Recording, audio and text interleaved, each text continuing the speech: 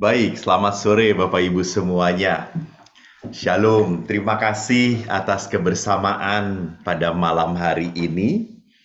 Kalau tadi orang-orang Keranggan itu senangnya berpantun, saya jadi terpaksa berpantun juga, gitu ya. Supaya nggak beda levelnya gitu ya. Cuma kan kalau pantun orang Tangerang karena baru saja ngedengerin Ibu Ivon tadi MC-nya aneh banget, lucu banget gitu ya. Jadi kita ini karena ditayangkan oleh stasiun kereta api juga, maka pantun saya juga ngaco gitu ya. Pohon kelapa, pohon duku adalah bla bla bla bla bla. Ayah ibu semuanya banggalah jadi orang Katolik. Nah, kan nggak nyambung toh. Cakep. Jadi terima kasih atas kebersamaan di malam hari ini. Benar sekali bahwa kita akan berbicara tentang bagaimana mempertanggungjawabkan iman kita. Kalau tadi subtemanya perlihatkan imanmu jangan ketakutanmu. Saya senang sekali bahwa saya tidak sendirian, saya akan didampingi oleh tiga para sharer, pemberi kesaksian tentang kehidupan beriman. Jadi saya tidak akan menjadi orang yang sendirian ngomong sendirian di sini, tetapi nanti saya ditemani oleh tiga sharer yang akan membagikan pengalaman iman mereka. Dan tentunya saya jamin Bapak Ibu yang ada di sini pun para suster punya pengalaman iman yang unik masing-masing. Jadi pengalaman iman itu adalah sebuah ekspresi dari penghayatan iman kita. Dan penghayatan iman ini akan didukung kalau pengetahuan kita cukup memadai. Jadi kalau pengetahuan imannya salah, maka penghayatan imannya pun tidak benar. Maka di sini penting kita melihat beberapa statement iman, ajaran-ajaran iman yang harus kita sadari sebagai seorang Katolik. Saya tidak akan memaparkan semuanya ya, karena kalau saya akan memaparkan seluruh iman gereja Katolik, ini tidak cukup 7 hari 7 malam. Dan saya yakin nanti satu-satu live. Tinggal saya sendirian ngomong begitu ya. Atau para panitia pinter pada dimatiin videonya sambil tiduran, pakai apa daster lalu tidur akhirnya gitu. Jadi saya hanya ingin memperlihatkan sedikit tentang keutamaan iman, tetapi juga yang paling penting adalah bagaimana penghayatan iman. Sehingga nanti kita bisa mendengar kesaksian-kesaksian ini adalah orang-orang yang teruji imannya. Saya tidak mau mengatakan bahwa orang-orang ini yang sudah lulus, sudah selesai imannya. Belum. Saudara-saudara, Bapak Ibu yang terkasih, kita semua tidak bisa mengatakan iman kita selesai. Tidak. Sebelum kita dipanggil oleh Tuhan. Jadi perjuangan iman itu sampai akhir hayat kita. Itu perjuangan iman kita. Jadi perjuangan iman ini, karena ini perjuangan iman, tentunya harus dipertahankan. Tentunya tarik ulur. Nah, saya akan share screen supaya para ibu tidak bosen ngelihat wajah saya yang agak fals ini gitu ya. Jadi saya perlihatkan beberapa poinnya di screen supaya Bapak Ibu makin mengerti apa yang mau ditekankan oleh saya. Bapak Ibu sudah bisa melihat screen-nya? Oke, thank you. Kalau begitu, jadi saya mau mengajak Anda bersama untuk menjadi seorang Katolik yang bangga. Gitu. Saya jujur saja, saya suka sedih kalau banyak anak muda atau orang-orang tua yang mengatakan, Romo, hebat ya orang-orang Kristen sana ya. Wah, pendetanya hebat kalau khotbah itu Romo. Wah, bagus banget Romo. Kalau Romo kita ini ya kalau khotbah ya Tuhanku pada tidur semuanya Romo. Kata saya tuh bagus, para pastor itu justru hebat. Kalau khotbah dia membuat umat jadi tenang. Gitu. Kalau pendeta itu kalau khotbah ya harus kenceng-kenceng gitu. Kalau tidak kenceng nggak keluar persembahannya gitu. Jadi kalau pastor itu kan khotbahnya tenang, jadi kolektornya juga tenang, goceng, goceng, goceng. Jadi nggak kaya-kaya gereja Katolik itu. Mau bangun gereja lama banget gitu. Kalau saudara kita tuh mau bangun gereja, jret, jret, jret, jret, sumbangan. Karena kan khotbahnya pendeta kan, saudara-saudara gitu ya semuanya. Yesus itu baik, berikan kepada Tuhan, saudara-saudara. Kalau pastor kita aja, ya kalau mau persembahan silahkan. Ya kalau ndak rela ya ndak apa-apa. Yang penting doa saja. Wah, langsung umat Bekasi rajin berdoa dan tidak terlalu rajin kolekte gitu ya. Jadi lihat di sini Bapak Ibu yang terkasih bahwa kita harus melihat Katolik itu adalah sebuah iman yang sungguh sangat bisa dibanggakan. Maka kalau kita mau membanggakan gereja Katolik, kita harus ada isinya. Apa yang bisa dibanggakan Romo gitu ya. Mari kita lihat pertama-tama apa yang kita bisa banggakan dari gereja kita. Gereja Katolik adalah gereja yang sejati. Jadi gereja yang sejati itu bercirikan 4 hal. One, holy, Catholic, and apostolic. Gitu. 1, kudus, Katolik, dan apostolik kalau dalam bahasa Indonesianya. Gitu ya. Jadi inilah ciri dari sebuah gereja yang sejati. Nah, gereja yang sejati ciri pertamanya adalah satu. Apa artinya kesatuan gereja Katolik? Kesatuan gereja Katolik ditunjukkan lewat apa? Lewat iman dan pengajarannya. Jadi iman dan pengajaran kita selalu konsisten, selalu tetap. Tidak ada ajaran gereja Katolik itu yang ya bolehlah cincailah, boleh ditawar-menawar, nggak ada. Gereja Katolik kalau ngomong tentang aborsi selalu berkata no. Ngomong tentang eutanasia, gereja Katolik akan berkata no. Ngomong tentang perceraian, gereja Katolik akan berkata no. Itu lihat. Sampai kapanpun selalu ditegakkan seperti itu. Jadi konsistensi ajaran. Gitu. Bapak Paus kita bagus sekali. Bapak Paus kita selalu mengatakan tidak pernah boleh tawar-menawar dengan nilai-nilai duniawi. Maka bagus kan ada orang-orang muda, Romo tolong dong kalau di dalam nanti juga di dalam liturgi itu kan boleh dong nyanyi-nyanyi gitu. Mari kita bersukacita gitu ekaristi gitu. Kita hari ini hari bahagia gitu. Kita berkumpul jadi satu. Haleluya gitu ya. Kan jadi senang umat kan jadi sukacita Romo. Kan jadi ekaristi itu meriah. Halo. Dalam perayaan Ekaristi itu kita mau memuji Tuhan, bukan menyenangkan hati kita. Tujuan utamanya pujian kepada Tuhan. Kalau nyanyinya membuat kita senang, berarti tujuan utamanya apa? Saya senang. Itu bukan tujuan liturgi. Tujuan liturgi adalah kemuliaan Tuhan. Kemuliaan Tuhan. Maka di sini kita harus lihat sekali lagi, jadi bukan hanya iman dan pengajarannya berdasarkan ajaran Kristus yang tetap sama. Contoh, mengapa gereja Katolik tidak mengizinkan perceraian? Karena Yesus berkata apa yang dipersatukan Allah tidak boleh diceraikan manusia. Mohon maaf kalau Anda tanya kepada saudara kita dari gereja lain, mereka masih memperbolehkan. Kalau suaminya ngawur, pergi dengan wanita lain, kamu boleh karena sudah tidak terikat lagi. Dalam gereja Katolik tidak.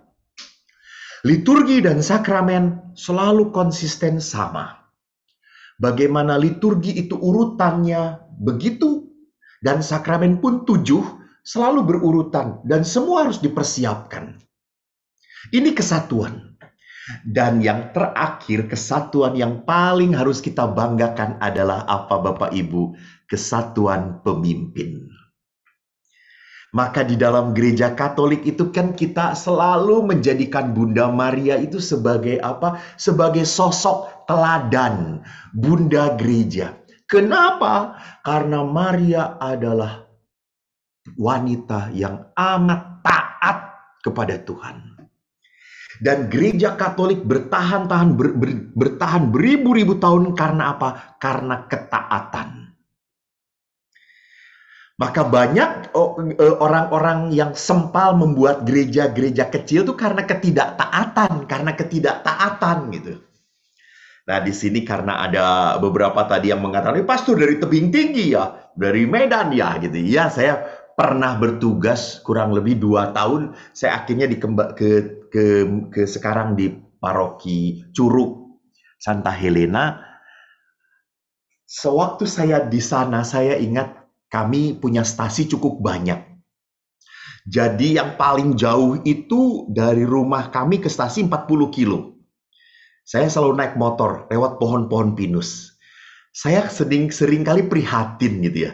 Di satu kampung itu bisa ada gereja 8 gereja. Bayangkan. Gereja Katolik 1. Ini ada gereja apa. Bahkan ada gereja yang lucunya saya sampai ketawa. Pendetanya itu suaminya. Penatuannya itu istrinya. Umatnya itu anak-anaknya. Sampai saya tanya, kenapa bisa seperti itu gitu? Karena dia berkelahi, pastor. Jadi dia buat gereja sendiri. Oh ya sudahlah. Terserah gitu. Jadi perhatikan, kalau setiap orang bisa menafsirkan kitab suci seenaknya sendiri, maka orang akhirnya mudah sekali terjerat pada ketidaktaatan. Ini yang paling benar, ini paling benar, ini paling benar. Dan memang harus kita sangat prihatinkan. Seringkali gereja itu menjadi gereja yang hancur karena apa? Karena pertikaian tentang apa? Tentang mamon. Banyak sekali gereja pecah, maaf kalau saya boleh ngomong, gara-gara mamon yang memecahkan. Maka tidak aneh kalau Yesus berkata, barang siapa menghamba pada mamon, dia tidak akan bisa menghamba kepada Allah. Tidak bisa manusia itu menghamba pada 2 tuan. Harus ada 1 tuan, ketaatan. Jadi ketaatan kepada pimpinan. Maka gereja Katolik itu mempunyai arah ketaatan kepada pimpinan gereja kita. Nah, sekarang kalau kita berbicara tentang hal yang kedua dari ciri sejati dari gereja, yaitu kudus. Kalau tadi kita berkata 1, sekarang kudus. Gereja menjadi kudus bukan karena umatnya kudus, bukan. Gereja menjadi kudus karena gereja adalah mempelai Kristus. Gereja adalah tubuh Kristus. Dan gereja sendiri adalah sumber kekudusan. Apa artinya sumber kekudusan? Sumber kekudusan karena gereja itu penyalur rahmat, penyalur berkat. Ini yang mau dikatakan dengan kekudusan. Karena di dalam gereja, Allah melalui gereja, Allah menyalurkan berkat lewat sakramen-sakramennya. Dan gereja pun disebut kudus karena apa? Karena begitu banyak umat yang begitu setia taat pada imannya dan akhirnya menang dalam perjuangan iman sebagai orang-orang kudus. Maka hebat sekali dalam gereja Katolik. Gereja Katolik kan punya umat-umat yang kudus, punya umat-umat yang masih di dalam api penyucian, dan ada umat-umat yang masih di tempat kita, yang masih berperang. Gitu ya. Jadi kita itu punya 3 umat Allah, umat orang-orang yang kudus yang bisa mendoakan kita, yang bisa jadi teladan bagi kita. Maka orang-orang Katolik kalau dibaptis kan memakai nama baptis orang-orang kudus gitu ya. Lalu juga kita punya umat-umat yang masih harus kita doakan. Mereka yang ada di dalam api penyucian. Dan kita adalah orang-orang yang masih di dalam perjuangan gitu ya. Kita disebutnya aku lupa namanya, tapi itu disebutnya militantes. Jadi kita adalah umat yang masih berjuang, perjuangan iman.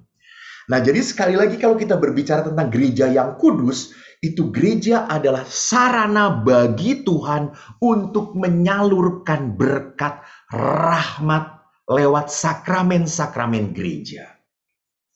Jadi Allah itu memberikan pertolongan lewat gereja kita. Ini yang disebut sebagai kekudusan di dalam gereja Katolik. Yang ketiga, gereja itu adalah Katolik. Jadi, satu, kudus, Katolik, dan apostolik. Katolik, apa artinya Katolik? Katolik berasal dari bahasa Yunani, yaitu katolikos, yang artinya universal, lengkap, keseluruhan. Jadi, kalau kita berbicara tentang gereja Katolik, itu berarti apa? Berarti gereja yang tidak berdasarkan suku tertentu. Jadi tidak ada gereja yang, maaf, kami adalah gereja Katolik Batak. Nggak ada. Kami gereja Katolik Sunda, Parahyangan. Kami gereja Katolik Jawa. Nggak ada. Katolik itu tidak ada denominasi apapun. Jadi Katolik itu adalah semuanya anak Tuhan. Semuanya bersaudara. Jadi gereja kita adalah gereja yang tidak eksklusif untuk kelompok tertentu, tetapi merangkul semuanya. Dan di samping itu gereja kita disebut Katolik karena apa? Gereja tidak memilih-milih doktrin yang cocok sesuai selera pribadi. Jadi doktrin-doktrin ajaran-ajaran gereja adalah doktrin yang bersumber pada kebenaran. Jadi bukan bersumber pada selera, bersumber pada popularitas, bersumber pada supaya orang senang gitu. Enggak, gitu. Kan lihat saja, misalnya kami homili. Homili itu kalau di gereja Katolik, imam homili dibatasin 10 menit. Gitu. 10 menit. Dan homili itu tidak boleh keluar dari Injilnya, dari bacaan-bacaannya. Harus memaparkan bacaan itu gitu ya. Jadi saya juga seringkali kalau homili itu ada orang-orang, pastor kok homilinya kurang lucu ya, pastor terlalu serius kitab sucinya. Kampret lo gitu, kayak emangnya gue tukul harus membuat lelucon gitu kata saya itu. Jadi homili itu bukan tempat untuk lelucon gitu ya. Homili itu untuk mewartakan Tuhan, untuk menunjukkan kehadiran Tuhan seperti yang ditulis di dalam kitab suci. Maka memang homili itu beda dengan khotbah, beda dengan renungan ini gitu ya. Kalau renungan kan saya bisa cerita sana sini, mendukung ke sana, bisa ngomong ke sini situ, bisa. Gitu. Tetapi kalau homili hanya satu, aturannya jelas sekali. Dan sekali lagi bukan berdasarkan selera pastor. Saya ingin homili hari ini, saya mau berbicara tentang cinta ya. Kenapa pastor? Karena pastor sedang jatuh hati. Ayah. Ada pastor kok baper gitu ya. Jadi tidak pernah boleh homili itu baper gitu. Bawa perasaan, bawa emosi pasturnya. Kalau pastor sedang seneng, ngomongnya kemana-mana gitu. Karena ada satu pastor saya ingat sekali, dia baru datang dari Papua. Lalu kunjunganlah ke Bandung. Waktu saya di Bandung, tugas di Bandung. Lalu si pastor itu homilinya 30 menit, saudara-saudaraku yang terkasih gitu. Lalu umat itu setelah misa langsung, pastor ini panjang sekali homilinya. Terus saya tuh ngomong, Bu, kalau di Papua tuh pastor misa 2 bulan sekali. Jadi itu khotbah setengah tahun. Dia jadiin satu. Jadi 30 menit ya wajar aja lah Bu, kata saya itu. Jadi apa yang saya mau katakan di sini, katolisitas itu berarti kita punya aturan doktrin dengan landasan kebenaran. Bukan dengan landasan selera atau supaya umat senang. Tolong. Jadi tidak ada di dalam gereja Katolik aturannya supaya umat senang. Kan ada orang, promo ya, promo. Banyak loh orang yang ngomong, kalau di gereja Katolik itu boleh aja kawin cerai, pasti umat Katolik banyak. Terus saya ngomong juga, kalau di Katolik pasturnya boleh kawin, saya juga tidak akan kawin. Kenapa? Repot kalau kawin itu. Pas khotbah kayak gini tiba-tiba anak datang, "Pak, minta duit," ngeganggu kata saya itu. Jadi saya tetap memilih tidak menikah gitu. Jadi lihat bahwa ini aturan yang kita pegang berdasarkan apa? Kebenaran, berdasarkan kebenaran gitu. Nah, sekarang mari kita lihat, kalau kita tadi sudah berbicara tentang Katolik, kita berbicara tentang apostolik. Apa itu apostolik? Gereja Katolik adalah gereja yang apostolik karena didirikan atas para rasul, dibangun atas para rasul. Dan kita tahu bahwa Bapak Paus adalah kelanjutan dari Rasul Petrus. Maka disinilah kenapa kita selalu berkata bahwa Bapak Suci itu adalah pimpinan yang kita muliakan. Pimpinan yang kita dengar, dia adalah seseorang yang sungguh kata-katanya dipimpin oleh Roh Kudus. Dan dia pun dipilih karena kuasa Roh Kudus. Coba kalau Bapak Ibu pernah mengikuti gitu ya, mengikuti kegaduhan di Vatikan waktu pemilihan paus. Paus Fransiskus ini bukanlah paus yang salah satu yang dijagokan, bukan. Ada beberapa calon yang lebih populer daripada beliau. Tetapi tiba-tiba pada saat konklav muncul sosok paus ini. Kalau bukan karya Roh Kudus kan, ini kan bukan kebetulan dan dahsyat. Pada saat dipilih, Bapak Paus Fransiskus memperlihatkan sosok gereja yang murah hati. Gereja yang peduli. Gereja yang sungguh mau berpihak pada orang-orang kecil. Kalau bukan sosok yang dipilih oleh Roh Kudus. Dan yang kedua, kita disebut gereja apostolik karena apa? Dengan bantuan Roh yang ada di dalamnya, gereja Katolik bisa menjaga ajaran iman, warisan iman, dan pedoman-pedoman sehat para rasul. Jadi kalau saya boleh paparkan kepada para ibu dan saudara sekalian, bahwa gereja Katolik itu taat pada tradisi. Nah, kalau ini yang seringkali dikatakan di jemaat saudara kita, mereka tidak mengerti, tidak mengakui tradisi ini. Kita mengakui tradisi. Jadi tradisi ini tradisi dari mana? Ya tradisi dari para rasul, tradisi dari gereja-gereja perdana, gitu ya. Dari gereja, kalau disebut gereja perdana itu ya gereja-gereja awal. Ini yang tidak ditulis di dalam kitab suci, tetapi masih dijaga dipelihara oleh kita. Dan yang kedua, baru tulisan kitab suci. Dan yang ketiga, baru ajaran-ajaran gereja. Jadi kita mentaati tradisi, kitab suci, dan ajaran-ajaran gereja. Dan semua ini kita sadari bahwa ini dijaga oleh kuasa Roh Kudus. Maka jangan pernah lupa bahwa Yesus berkata kalau semua berasal dari manusia, sebentar saja akan runtuh kok, sebentar saja akan hancur. Tetapi kalau Roh Kudus bekerja di situ, apapun tidak akan merontokkan dan menghancurkan dia. Maka lihat ajaran gereja Katolik mau dihantam seperti apapun, tidak akan pernah berubah ajarannya. Itu tentang tentang apostolik kita. Dan dikatakan bahwa apostolik itu berarti apa juga? Diajarkan, dikuduskan, dan dibimbing oleh para rasul. Maka kita melihat bahwa Bapak Paus dan Dewan para Uskup adalah apa? Adalah pemimpin-pemimpin gereja, gembala-gembala yang tertinggi. Dan ini yang kita dengarkan, Kenapa kita mendengarkan para gembala? Supaya kita dipimpin, dituntun kepada iman yang baik dan benar.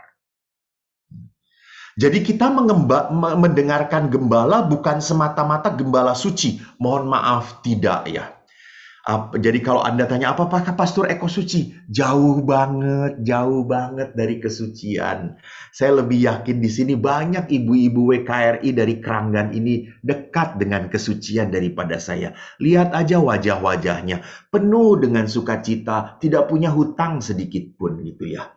Tetapi Pastor Eko ini penuh dengan beban karena banyak mendengarkan pengakuan dosa kali ya. Jadi orang-orang ngomong pada saya, mereka pulang lega, saya menderita gitu duduk. Jadi di sini saudara-saudaraku, kenapa kita taat mendengarkan gembala? Sekali lagi karena gembala tahu mana yang sesuai dengan iman gereja, mana yang baik dan benar. Maka saya selalu ngomong kepada umat, atau kadang-kadang kan ibu-ibu WKRI itu kan orang-orang yang dekat dengan pastor. Kalau pasturnya populer, wah ibu WK tuh datang terus ke pastoran gitu. Ngirim ini, ngirim itu gitu. Wah, pokoknya kenyang lah pokoknya. Nah kalau nggak cocok nih masalahnya, kalau nggak cocok nih. Ngirimnya adalah racun gitu. Kalau tidak kapan pindah pastor gitu ya. Atau kalau nggak dibuat supaya pastor itu tidak betah di gerejanya gitu ya. Jadi apa namanya, ingat, cocok atau tidak cocok Anda dengan pastor, Anda harus tetap taat dengan gembala Anda. Saya mau mengatakan, loh kok bisa kayak gitu? Ingat, Katolik adalah hidup dari ketaatan, Kita mentaati bukan karena dia kudus, bukan, karena dia gembala kita. Jadi saya juga suka ngomong kepada para frater, jangan tergiur kalau kamu pakai jubah, aduh ibu-ibu cantik, neng cantik pada datang deh. Hai frater, ngedeketin gitu ya. Lalu deket-deket kita. Jangan pikir dia tertarik pada kamu. Enggak, dia tertarik sama jubah kamu. Lu lepas jubah, lu dipretin, lu dikentutin gitu ya. Ya, jadi jangan berpikir bahwa nanti kalau saya lepas jubah, dia kok nggak tertarik pada saya ya? Ya iya lu, ketipu lu, blow on lu, kata saya. Kok pastor tahu? Gue pernah ngerasain sakitnya dihianati wanita.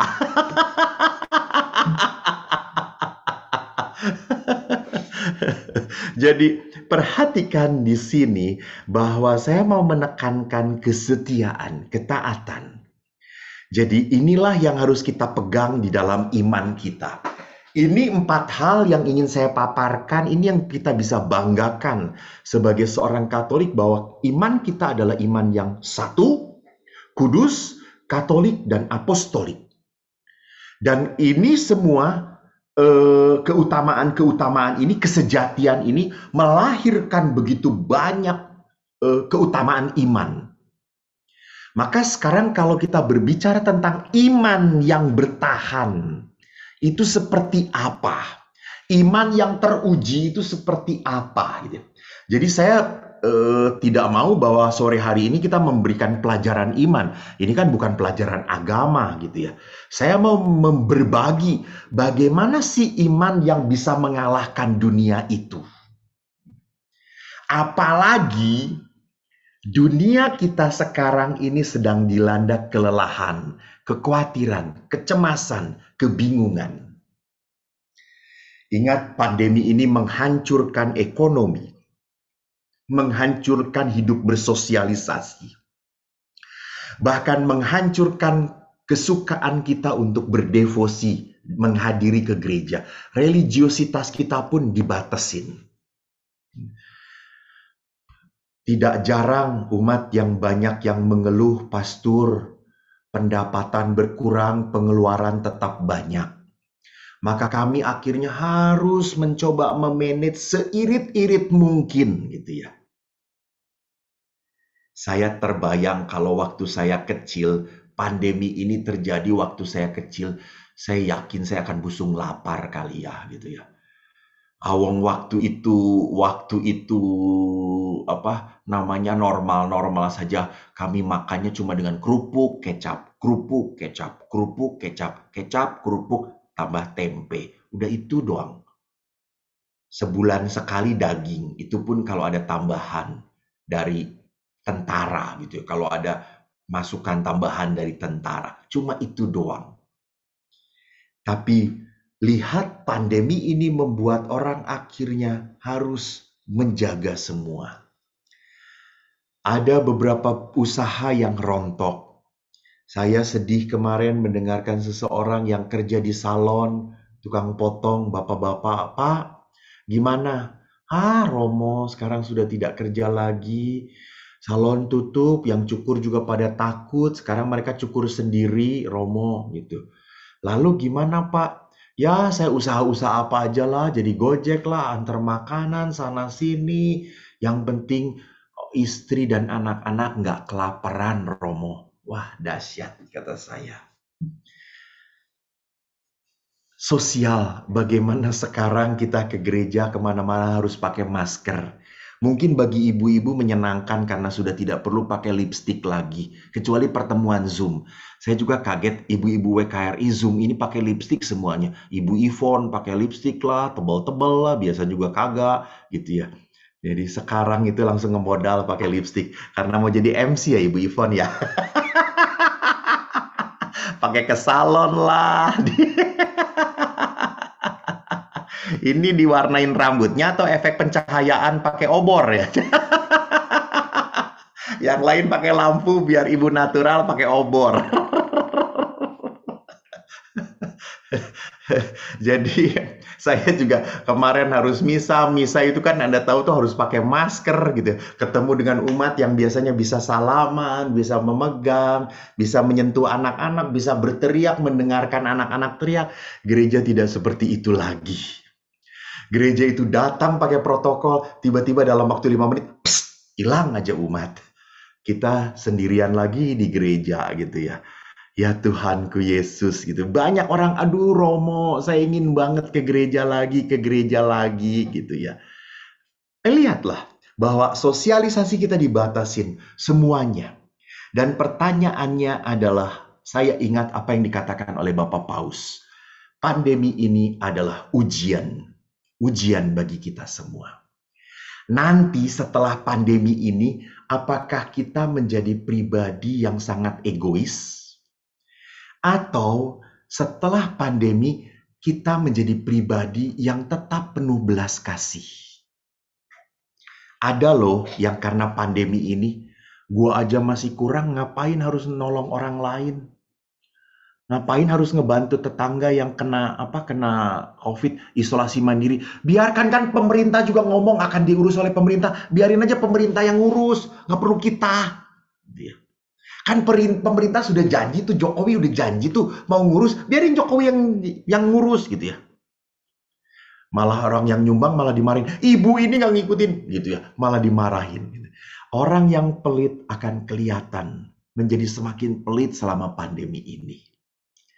Tetapi orang yang penuh kemurahan hati, walaupun mereka kekurangan, mereka tetap punya keinginan untuk berbagi. Kenapa? Karena memang hatinya murah hati. Karena memang hatinya mudah tergerak oleh belas kasihan. Jadi kita tidak bisa nipu pandemi ini, tidak bisa nipu hati kita. Kenapa? Karena pandeminya panjang. Coba kalau pandeminya pendek kan kita bisa tipu-tipu gitu, seolah-olah baik gitu ya. Karena sekarang kan panjang banget gitu kan, bantuan itu kan harus terus-menerus gitu ya. Jadi di situ kita diuji apakah kita di dalam kekurangan masih punya kepekaan untuk menolong orang, meringankan penderitaan atau tidak. Bapak Paus mengatakan ini kita diuji oleh pandemi ini. Maka sama, pandemi ini pun menguji iman kita. Kalau kita lelah, kalau kita khawatir, kalau kita cemas, kalau kita bingung, mengapa kita tidak datang kepada Yesus?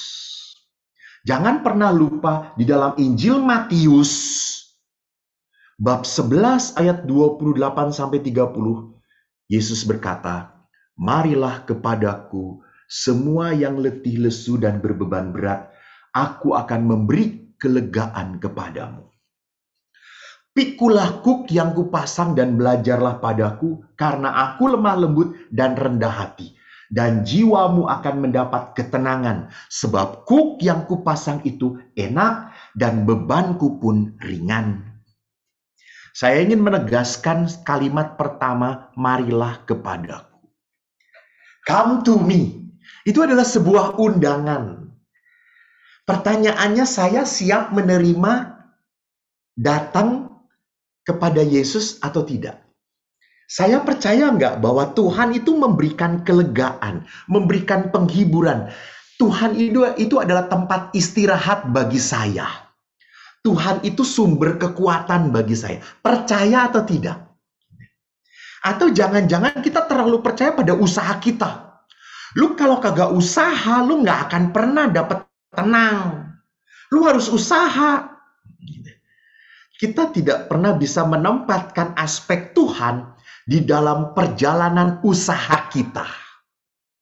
Jadi seolah-olah kita itu ngebagi-bagi gitu. Kalau doa nggak perlu usaha, kalau usaha nggak perlu ingat doa. Nggak. Gitu. Ora et labora itu bukan dua hal yang dipisahkan. Ora et labora, doa dan karya itu adalah yang menyatu, yang melengkapi dan menjiwai.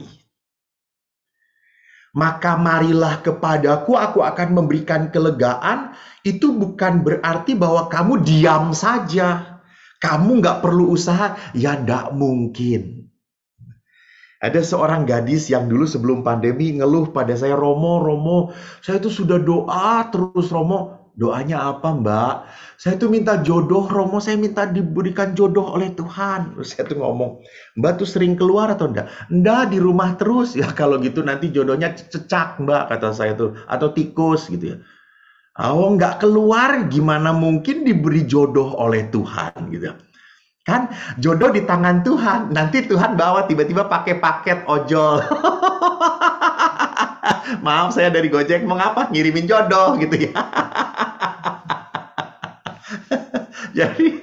Jadi lihat di sini bahwa kata-kata Yesus marilah kepadaku jangan ditafsirkan dengan berarti bahwa saya diam saja. Yang penting datang, Romo. Yang penting datang, sudah tahu beres semuanya. No. Nah, sekarang mari kita lihat orang-orang macam apa yang harus datang kepada Yesus. Yesus berkata, semua yang letih lesu dan berbeban berat. Yoke itu dalam bahasa Inggris, beban itu yoke. Yoke itu kalau di kerbau dalam bahasa mana keranggannya itu tuh namanya munding, ya kan, dalam bahasa itu kan keranggannya munding gitu ya. Kerbau itu munding. Itu kan kalau mau membajak selalu dikasih beban di sini supaya bisa narik. Nah, itu yoke. Yoke itu ada di panggul di sini.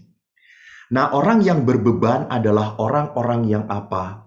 Seringkali beban itu adalah dosa. Kelekatan pada kebiasaan yang tidak baik, tidak teratur. Misalnya, karena ini dengan WKRI ya, ngomongin orang. Nah, misalnya gitu ya. Apalagi ngomongin pasturnya gitu ya. Ini kelekatan gitu. Romo nggak asik kalau nggak ngomongin orang. Ya iya dong, ngobrol itu kan nggak makin asik kalau nggak ngomongin orang. Kalau ngomongin orang kan makin asik gitu. Makin seru gitu. Si ibu ini kayak gitu. Iya loh, gue juga pernah lihat. Masa di mana? Di sana. Ih, saya juga sama. Itu jadi akhirnya saling nimpalin, saling nebelin gitu ya. Maka Bapak Paus berkata, bagus banget. Para ibu di saat Anda mendengar bahwa saudara Anda sedang membicarakan orang lain, tinggalkan komunitas itu. Tinggalkan pembicaraan itu. Kalau Anda tidak bisa mengalihkan subjek pembicaraan, tinggalkan pembicaraan itu. Jadi kelekatan ini. Kelekatan lain adalah apa? Orang yang mudah mengeluh. Orang yang mudah komplain. Orang yang mudah melihat hal-hal jeleknya saja gitu ya. Itu adalah dosa gitu ya. Orang ini sulit bersyukur. Orang ini sulit berterima kasih.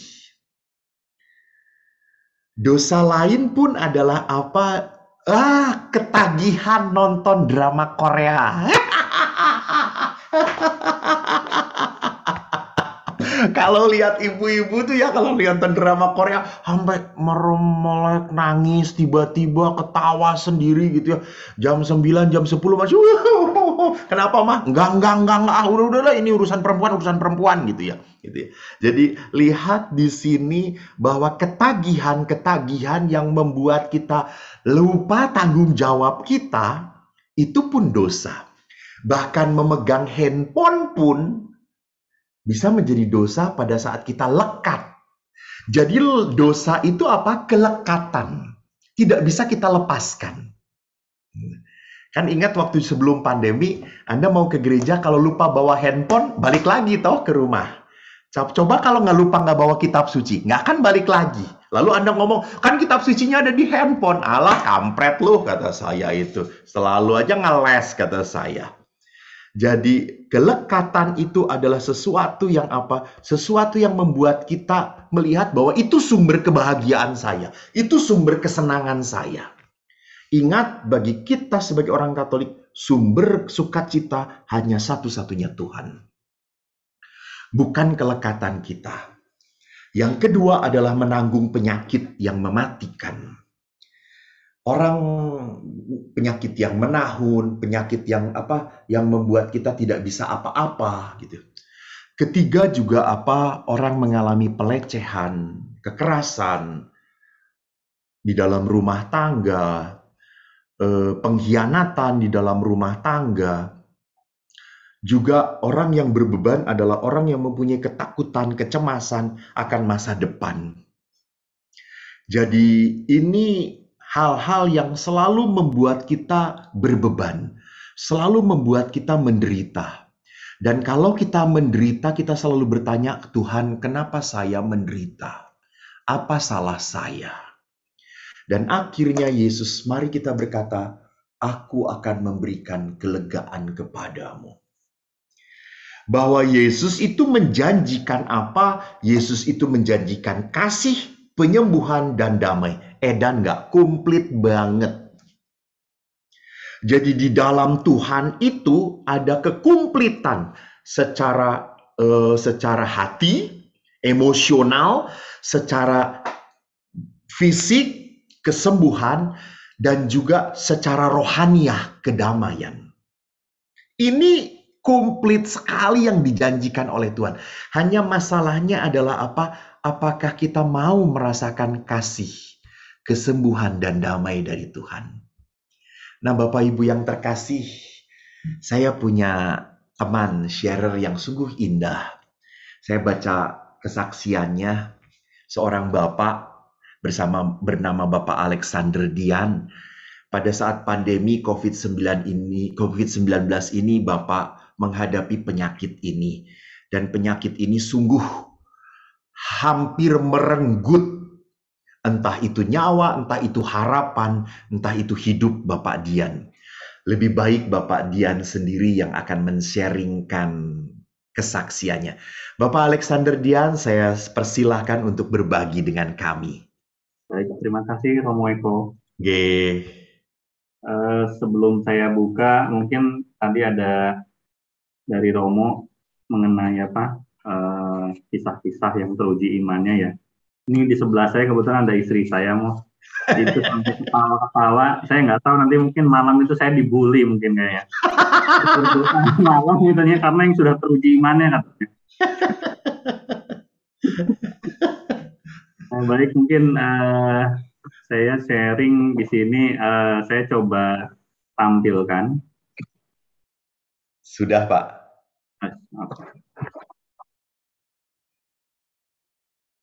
Jadi tadi cerita dari Romo Eko sangat menarik ya, mengenai iman tadi.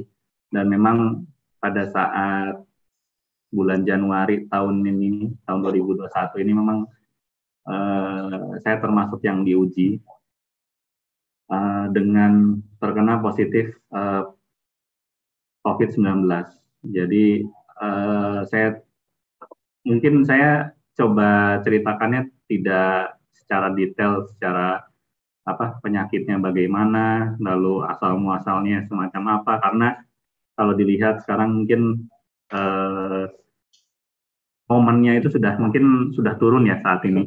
Jadi saya coba tampilkan bagaimana saya bisa survive dan bisa juga sembuh itu bukan hanya karena medis. Karena terus terang di bulan Desember dan Januari itu si vaksin itu masih untuk yang usia yang lansia ya. Kebetulan saya termasuk bukan lansia. Jadi obatnya itu memang tidak ada COVID itu pada saat itu, vaksinnya tidak ada, dan semuanya dokter itu hanya uji coba untuk meningkatkan imun.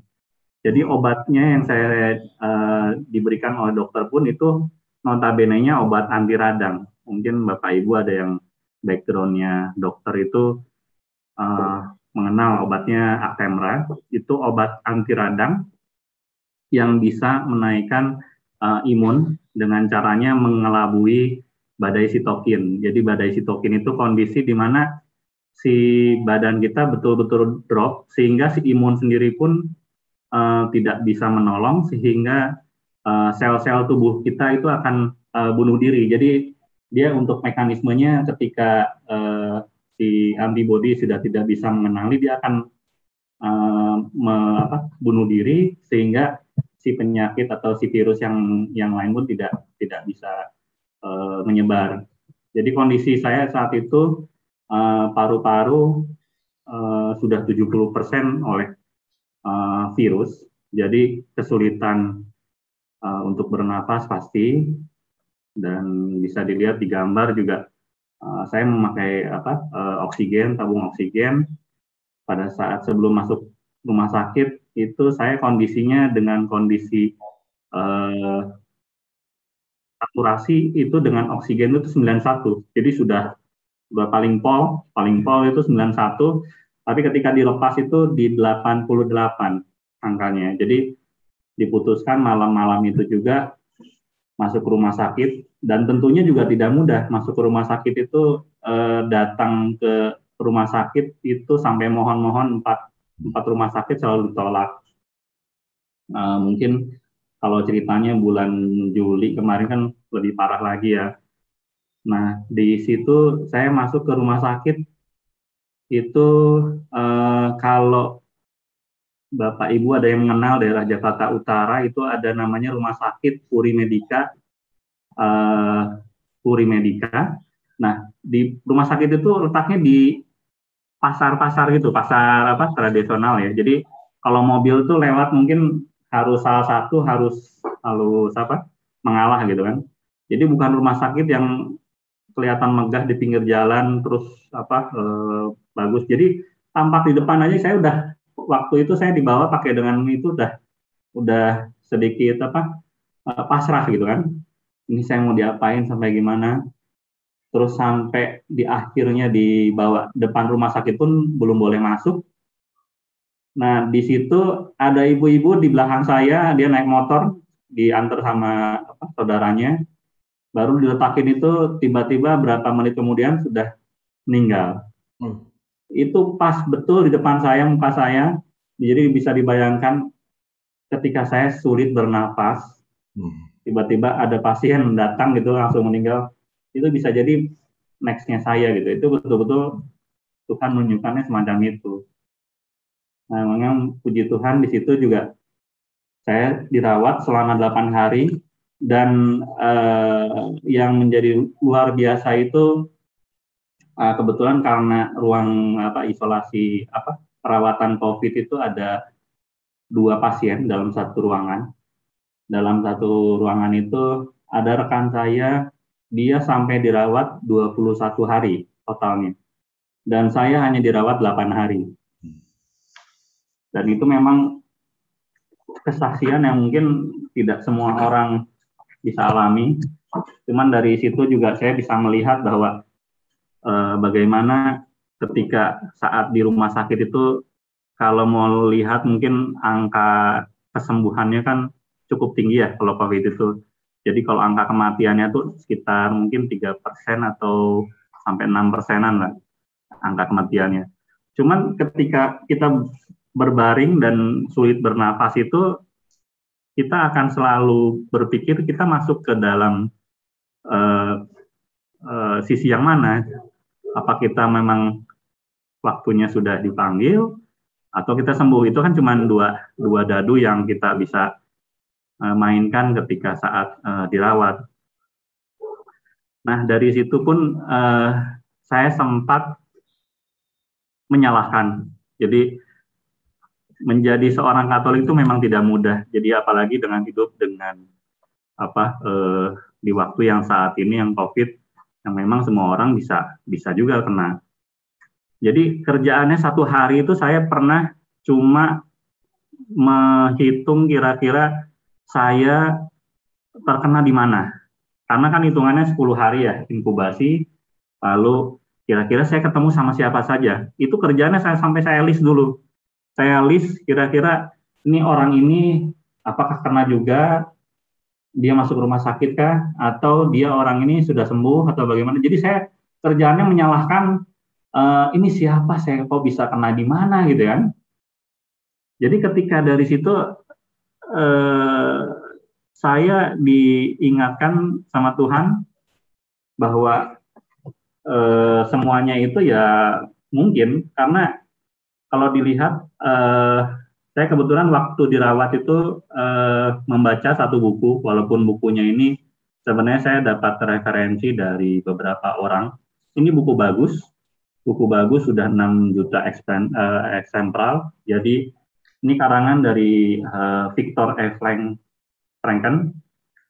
Viktor ini ada orang psikolog yang dia seorang survival dari Auschwitz, dari kekejaman Nazi untuk Holocaust atau pembantaian kaum Yahudi.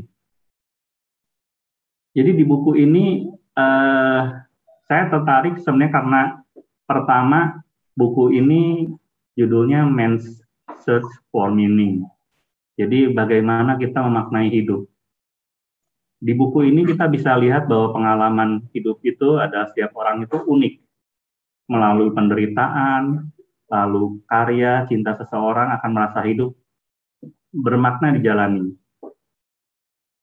Buku ini pun bisa melihat apa yang terjadi tidak bisa dirubah, tetapi pandangan soal penderitaan dapat kita rubah. Nah, ketika saya merasa tadi yang menyalahkan beberapa orang itu, saya pikir lagi, ternyata namanya COVID ini memang nggak bisa dihindari juga, karena pandemi dan memang tidak kelihatan gitu kan, di mana kenanya atau ketika kita berpapasan dengan siapapun kita nggak tahu di sini. Tetapi kita bisa merubah pandangan soal penderitaan itu terhadap diri kita. Jadi maknanya apa buat kita? Nah, si Viktor ini dia bercerita tentang hidupnya yang ketika di konsentrasi ini, bagaimana harapan hidupnya tipis. Sementara juga dia terpisah dari istrinya, lalu anak-anaknya, dan orang tuanya. Nah, dia memegang suatu teori tentang logoterapi. Logoterapi itu asal katanya dari logos, artinya makna. Jadi, dia sendiri berpikir kalau dia tidak bisa selamat untuk menceritakan apa itu logoterapi, maka semua orang tidak bisa melihat semua makna yang terjadi dari Holocaust ini. Lalu makna bagi Bapak bagaimana, Pak? Penderitaan ini? Ya, bagi saya terus terang, pertama saya akhirnya menerima kondisi penderitaan tersebut, dan saya menerima apa adanya ketika saya memang harus dirawat itu. Dan akhirnya pun saya bisa melihat bahwa sebenarnya dengan kondisi ini saya bisa menemukan bahwa hidup itu begitu bermakna. Jadi setiap oksigen, setiap udara yang kita hirup itu memang karunia dari Tuhan sendiri. Di mana kehadiran Allah Bapak rasakan pada saat Bapak berjuang Kapan Bapak menemukan doa sungguh-sungguh penyerahan dan akhirnya bisa sampai titik penerimaan? Nah, jadi waktu saya membaca buku ini dan ketika saya melihat maknanya sendiri bahwa sebenarnya sesuatu hal yang tidak kita hindari itu sebenarnya eh, kita sebagai ciptaan Tuhan itu tentunya Tuhan sudah memberikan tujuan hidup kita dan Dia sudah merancang semuanya dan saya yakin semuanya itu eh, bukan suatu kebetulan Tuhan untuk memberikan saya penyakit ini, penderitaan ini. Jadi pada akhirnya saya mencari Tuhan dalam segala hal. Jadi pada saat itu di mana waktu itu handphone memang saya total tidak menyalakan handphone. Jadi handphone itu sosial media, YouTube, semuanya saya hentikan, saya semuanya tidak ada. Jadi itu waktunya sendiri. Nah, ketika waktu sendiri itu saya coba mendekati sang tabib sendiri atau sumber kesembuhan Yesus sendiri. Lalu saya kebetulan di situ pegang rosario dan saya melihat bahwa sebenarnya di rosario itu ada salib yang sebenarnya ketika kita mencoba mendekati sang tabib itu dan kita menyatukan salib yang kita alami saat itu ada kedamaian bahwa dia sendiri sudah akan menyelamatkan gitu. Jadi pada saat Bapak sendirian, kepekaan rohani Bapak semakin kuat ya? Betul, betul. Jadi saat itu memang ketika tidak ada gangguan dari misalnya sosial media, jadi hanya hubungan kita dengan Tuhan itu murni dari diri sendiri saat itu. Dan Oke, Pak Dian. Terima kasih. Boleh sampai sini saja, nanti bisa diteruskan ke ya. Q&A ya Pak Dian. Terima kasih Pak Dian. Iya, sama-sama. Thank you. Saya akan menggarisbawahi hal yang terakhir ini yang menarik, bahwa akhirnya makna kehidupan saya bisa mengerti rancangan Tuhan pada saat saya mau just you and me. Pada saat saya mau duduk, diam, dan di situ lihat pada saat rosario. Rosario kan biasa-biasa saja ya gitu ya. Rosario kan sudah sering dipegang. Tetapi pada saat mau mulai rosario memegang salib, tiba-tiba Bapak menyatukan penderitaan Bapak dengan salib Yesus. Ini kan ada kontak. Ini kan yang tadi dikatakan, marilah kepadaku semua yang letih lesu. Di situ membangun celah untuk apa? Untuk membuka hati saya sehingga saya akhirnya merasakan Tuhan itu ada loh. Tuhan itu punya kekuatan loh. Tuhan itu punya daya gitu ya. Jadi terima kasih Pak Dian atas sharingnya.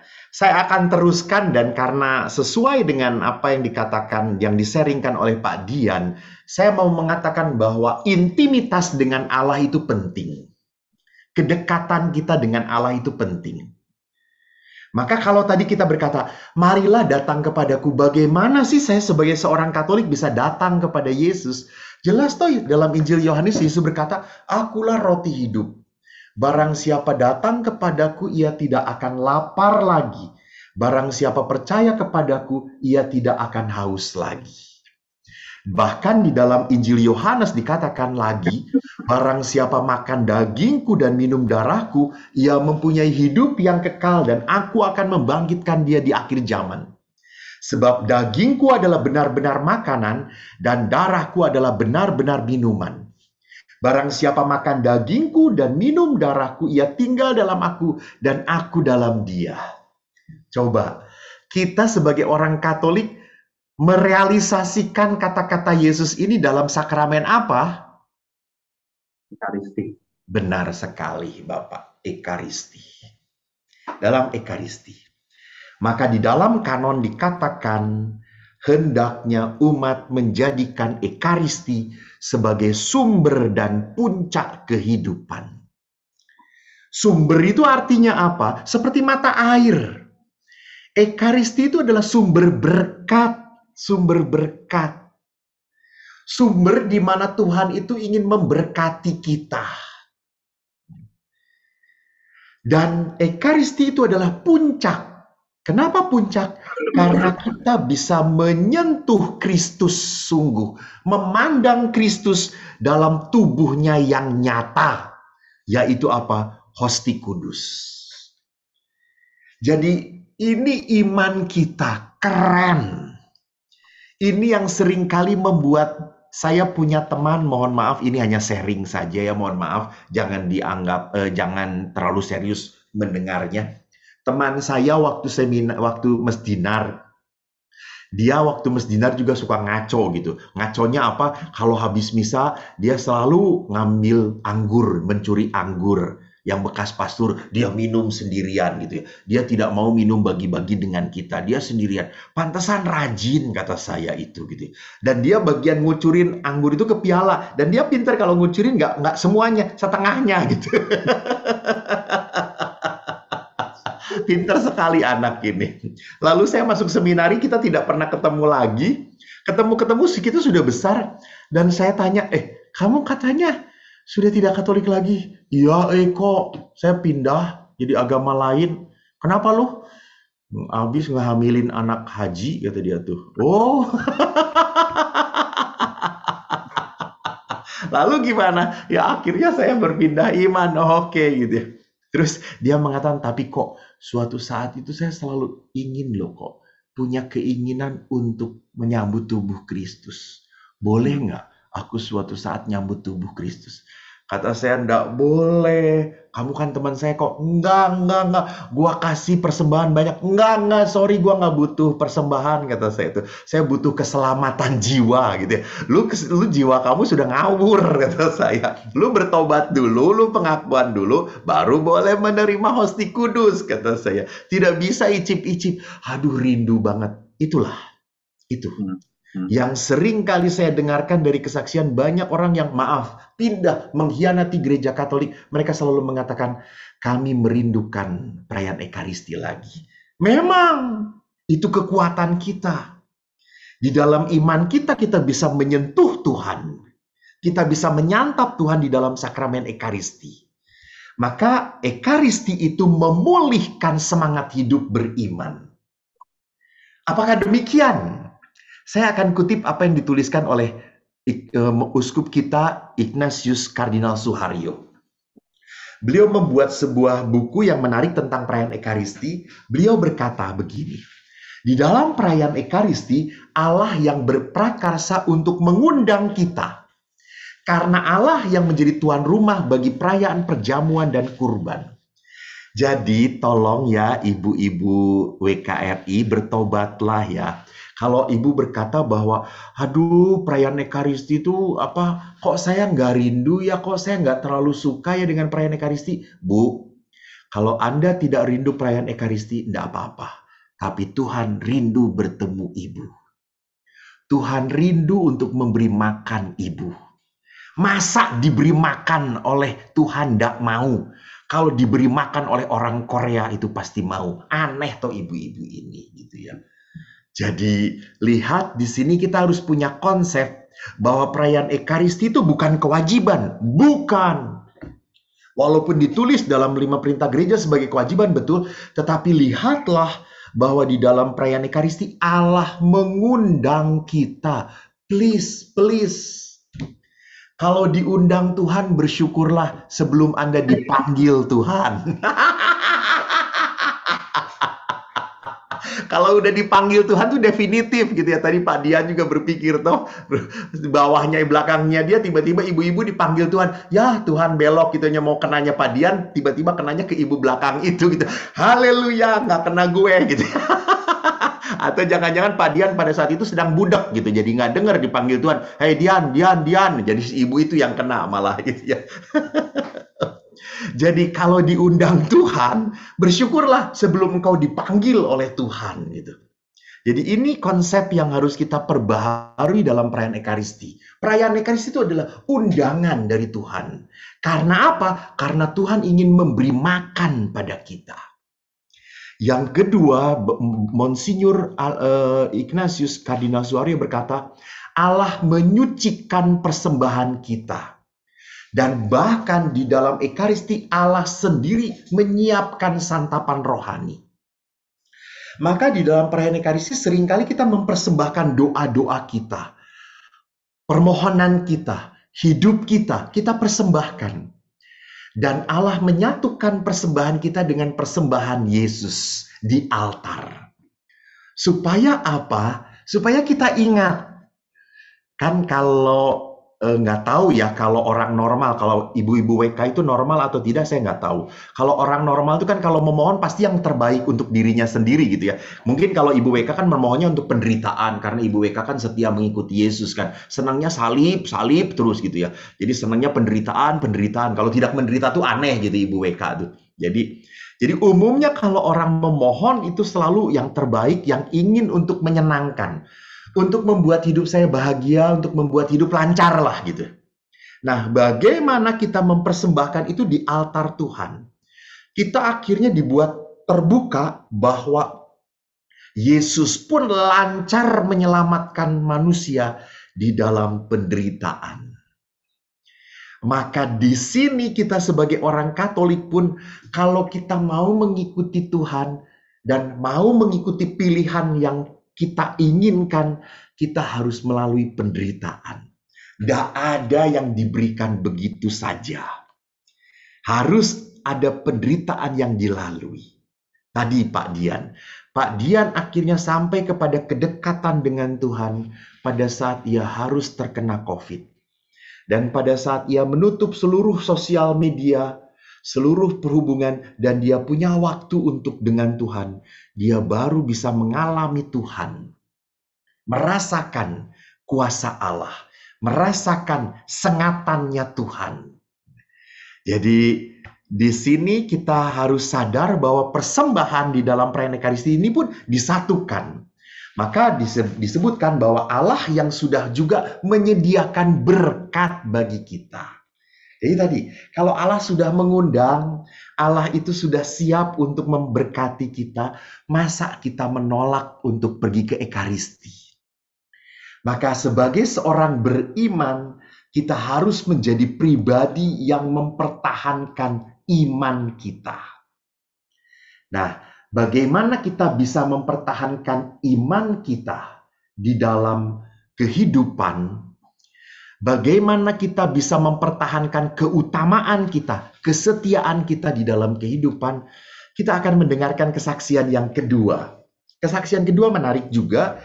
Kita akan mendengarkan dari Ibu Riomin. Ibu Riomin mempunyai pengalaman bagaimana harus merasakan kesakitan, dikhianati oleh pasangan hidupnya. Namun bagaimana Ibu Riomin berjalan, berusaha untuk tetap setia, menanggung apa yang harus dia terima. Ibu Riomin Nababan, Horas, Inang. Horas Romo. Silahkan Ibu Riomin Nababan untuk bersharing di hadapan kami, bersama kami, tentang pengalaman Ibu yang konon katanya Ibu punya pengalaman dikhianati oleh pasangan hidup Ibu, sampai Ibu akhirnya titik menyerah, sudah tidak mampu lagi berbuat apapun. Silakan Ibu. Terima kasih Romo, selamat malam buat semua suster, Bapak Ibu yang hadir pada Zoom meeting ini. Saya bangga sebagai umat Katolik saat ini. Kalau dulu saya tidak mengerti apakah saya sebagai Katolik tidak mengerti. Tapi setelah melewati semua penderitaan itu, saya berani mengatakan saya bangga menjadi umat Katolik. Saya dari Protestan, menikah dengan suami Katolik. Harapan saya tadinya dengan pendampingan suami, saya dapat bertumbuh di dalam iman Katolik. Ternyata setelah kami menikah, kebersamaan kami ke gereja sangat jarang. Tapi saya tetap berusaha rajin ke gereja, rajin ke acara doa. Tapi sampai usia pernikahan kami 5 tahun itu, iman saya nggak bertumbuh. Saya masih ngambang istilahnya, apalagi tentang Bunda Maria. Karena di Protestan itu terus terang memang tentang Bunda Maria nggak ada gitu. Jadi saya masih bingung waktu itu bagaimana saya berjuang di dalam bertumbuh di dalam iman Katolik. Saat itu saya hanya berkata sama suami, saya akan kembali ke Protestan, saya bilang. Langsung dibalas, ya kalau mau kembali ke Protestan silahkan. Tapi saya di situ langsung tersentak, berarti nggak bisa dengan begitu sama suami gitu.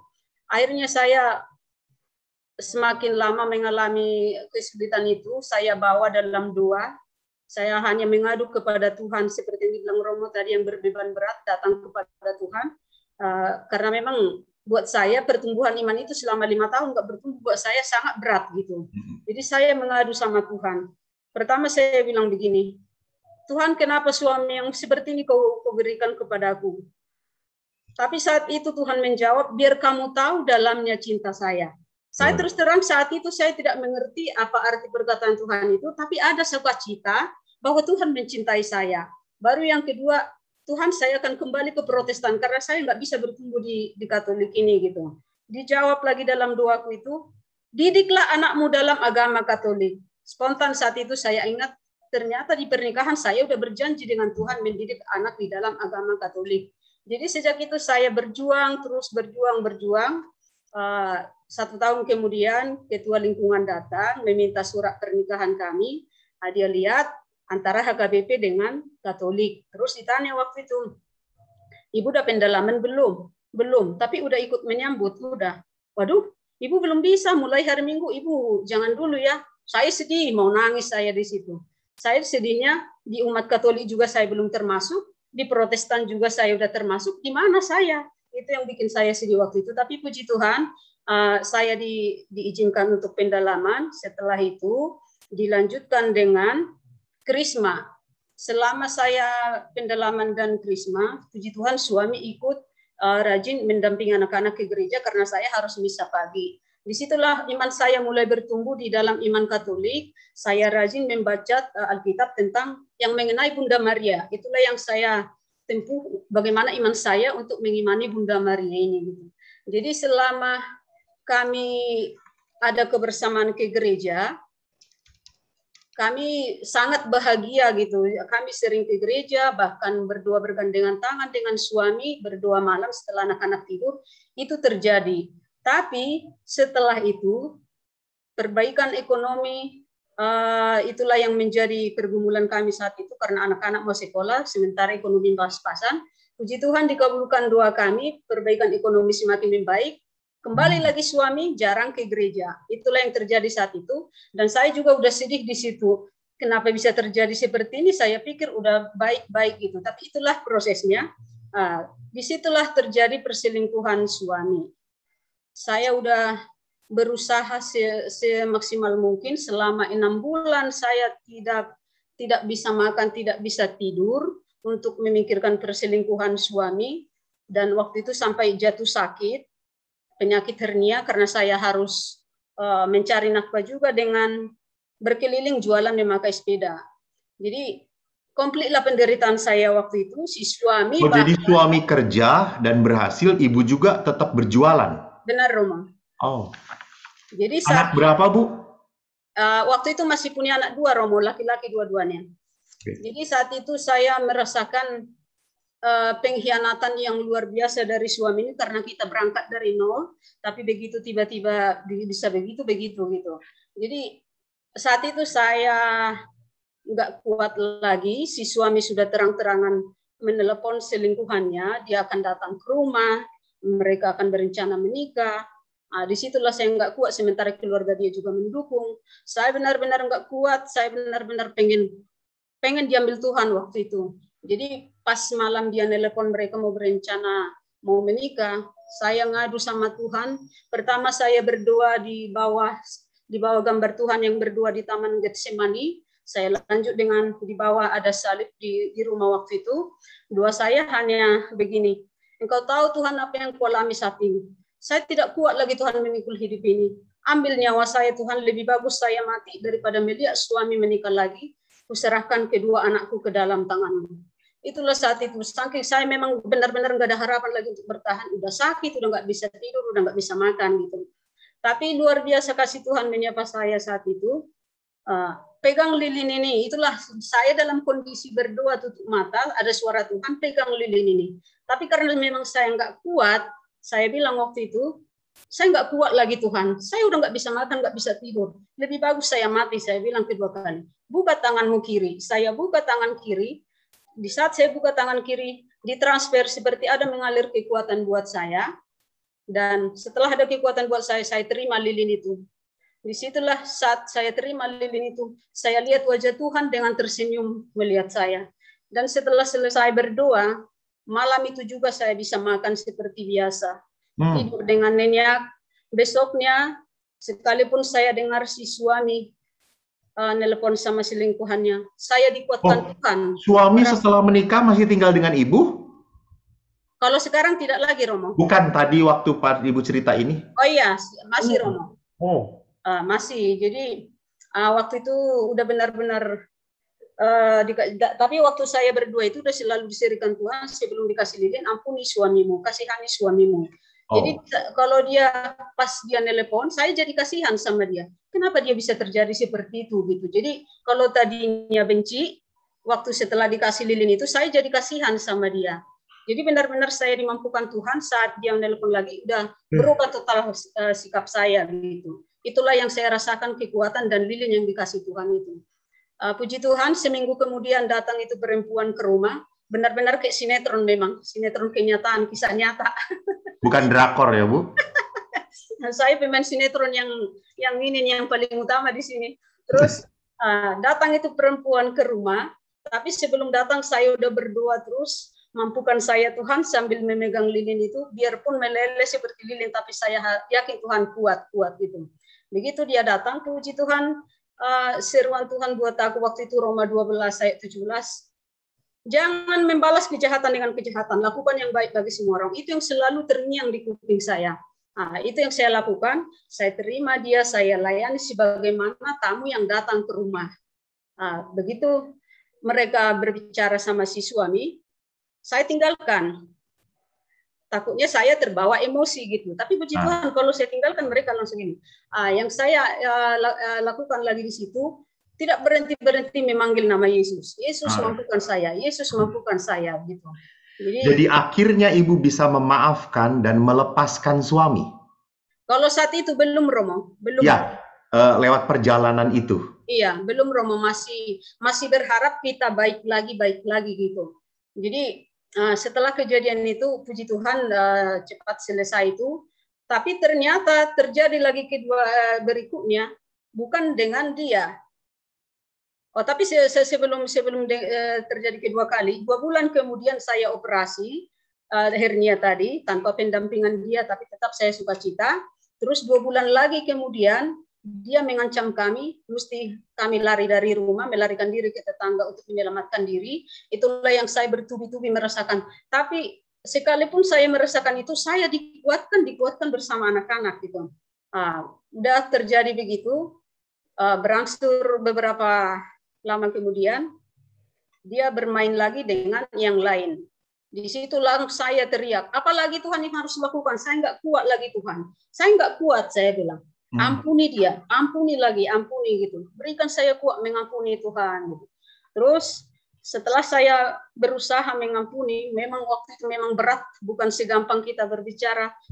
Mau lari-lari kemana-mana, mau sambil teriak. Makanya untung saya nggak diizinkan Tuhan jadi orang lari-lari gitu. Jadi memang saya belajar mengampuni. Udah itu pulih, terjadi lagi ketiga kali, saya teriak lagi sama Tuhan.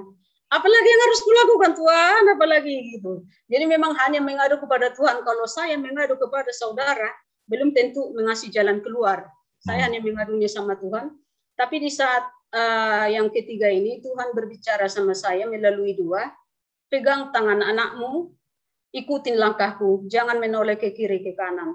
Jadi disitulah saya bisa melepaskan dia, itu biarlah perkara Tuhan. Sekarang perkara aku menggandeng tangan anak-anakku, gimana biar anakku bisa bersatu dengan aku dekat sama Tuhan di iman Katolik.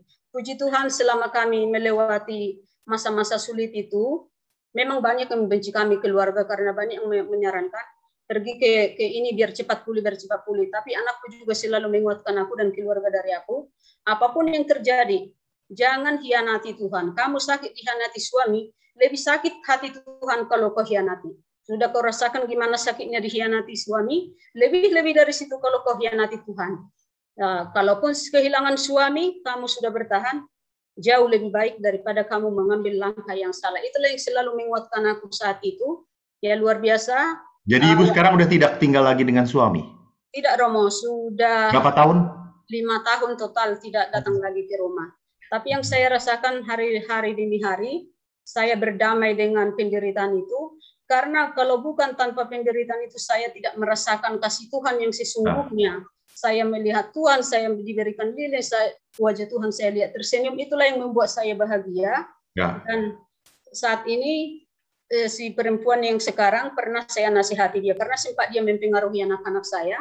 Saya bilang sama dia, tolong, terima kasih ya kawan, kamu sudah berbuat baik sama anak-anakku. Tapi saya lebih berterima kasih kepada kamu kalau kau lepaskan anak-anakku. Saya sudah berjanji merangkul anak-anakku di dalam agama Katolik. Agama Katolik selingkuhanmu yang kuikutin. Jadi di dalam ajaran agama Katolik itu tidak boleh menikah lagi. Kecuali diceraikan dengan perceraian, kematian. Tapi itu siswa selingkuhanmu sudah melanggar ajaran agamanya dan adanya. Jadi tolong jangan terkeruh. Kembalikan anak-anakku. Itulah yang saya ambil, Romo. Baik, Ibu. Terima kasih banyak, Ibu Roimin. Ibu Roimin itu seperti penatua saja ya, bicaranya langsung pret. Terima kasih banyak atas sharingnya yang sungguh sangat menguatkan. Lihat sekali Bapak Ibu yang terkasih, bagaimana Ibu Roimin tadi berkata bahwa dia betul-betul dekat dengan Tuhan. Dia ngomong, Tuhan saya sudah nggak kuat, saya udah nggak bisa.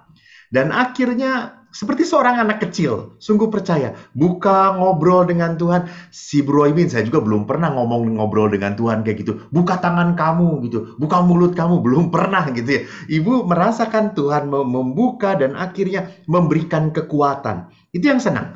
Saya senang bahwa Ibu mengatakan dan Ibu sungguh percaya saya bisa semua ini karena dimampukan oleh Tuhan. Terima kasih Ibu. Saya sedikit lagi mau memberikan bagaimana tadi iman yang bisa mengalahkan dunia gitu ya. Tadi yang bisa mengalahkan penderitaan, iman yang bisa mengalahkan permasalahan, iman yang bisa mengalahkan penyakit itu seperti apa? Ada dua hal yang kita harus pelajari, kita harus bereskan. Liberation dan restoration. Jadi liberation itu apa? Tadi Ibu Roimin berkata, liberation itu adalah pertobatan. Saya harus berani untuk apa? Melepaskan, merelakan. Memang ini suami milik saya, tetapi kalau suami sudah tidak bisa dikontrol lagi, suami sudah tidak, dalam tanda petik, tidak eling lagi gitu ya, melakukan seenaknya diri sendiri, ya sudah, saya mempertahankan apa yang bisa saya pertahankan. Tadi juga Bapak Alexander Dian berkata bahwa dalam kehidupan saya melepaskan keterikatan saya, melepaskan pikiran saya, melepaskan ketakutan saya, melepaskan perhitungan siapa. Saya yang mengatakan siapa sih yang sebetulnya menulari saya ini gitu ya. Jadi ini pada saat berani dilepaskan, rupanya pelepasan ini menjadi sebuah kebebasan. Menjadi sebuah pintu masuk untuk Allah memperbaharui kita. Jadi kalau kita tidak pernah berani melepaskan, Allah tidak bisa membaharui hidup kita. Contohnya, ini perumpamaan yang saya sering katakan. Saya sedang pegang gelas, di dalam gelas ini ada air teh. Lalu kalau saya dapat kopi, nggak mungkin kopi itu dicampurkan ke dalam air teh ini. Akan hancur rasanya. Bagaimana supaya saya bisa menikmati air kopi ini? Ini harus dilepaskan, dibuang. Baru saya bisa memasukkan air kopi ini ke dalam cangkir ini. Jadi Tuhan tidak pernah bisa membaharui hati kita kalau kita tidak berani membebaskan penderitaan kita. membebaskan kesakitan kita, membebaskan apapun yang membuat kita merasa ketakutan. Sharing terakhir dari Ibu Linda. Waktu kita memang, saya panjang banget yang ngomongnya ya. Semoga Bapak Ibu masih ada di sini. Ibu Linda ini adalah seorang wanita karier. Bagaimana di dalam pekerjaannya dia dihadapkan oleh pekerjaan yang mustahil. Tidak mungkin saya bisa. Tetapi bagaimana karya Allah akhirnya toh menolong, memampukan Ibu. Ibu, saya persilahkan, mungkin waktunya agak dipersingkat sedikit Ibu. Terima kasih Ibu Linda. Mari. Ya, selamat malam Romo. Terima kasih untuk waktunya untuk sharing saya. Saya akan secara singkat Romo, bahwa kisah saya dimulai dari saya bekerja di sebuah perusahaan. Tadi Romo bilang saya wanita karir, salah Mo. Saya itu burik. Apa itu? Itu buruh pabrik. Oh. Kalau Jawa itu bure itu panuan, bure gitu, panuan. Ini bahasa Betawi, Mo. Oh, burik itu bahasa Betawi. Ya. Jadi saya sudah bekerja 29 tahun, Mo. Di divisinya nggak pernah berubah. Perusahaan sudah 3 kali. Ya. Terus terlama ini sekarang 24 tahunmu, semuanya di divisi HRD. Tentunya kalau divisi HRD itu permasalahan adalah pasti manusianya, pekerjanya. Apapun masalahnya pasti harus diselesaikan oleh kami. Kalau melihat atau mengandalkan diri sendiri pasti nggak kuatmu. Karena kadang kalau ada masalah bisa tidak pulang ke rumah. Kami tidur bersama dengan pekerja kami di kantor, gitu ya, untuk menyelesaikan masalah. Atau mungkin karena PHK atau karena masalah keluarga, banyak masalah yang memang harus diselesaikan.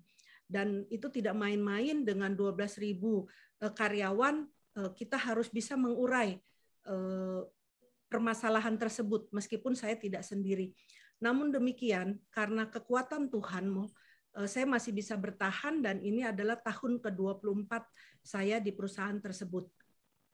Balik lagi, kadang orang bertanya, kenapa kok bisa bertahan sih Bu? Kadang masalah banyak, Ibu happy aja.